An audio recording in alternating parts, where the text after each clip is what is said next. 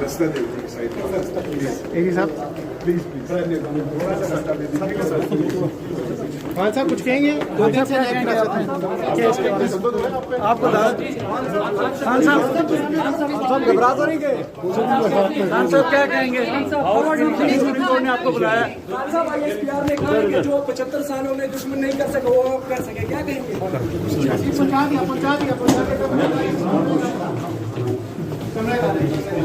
रोक ले जी सर, रुकिए आप रुकिए पीछे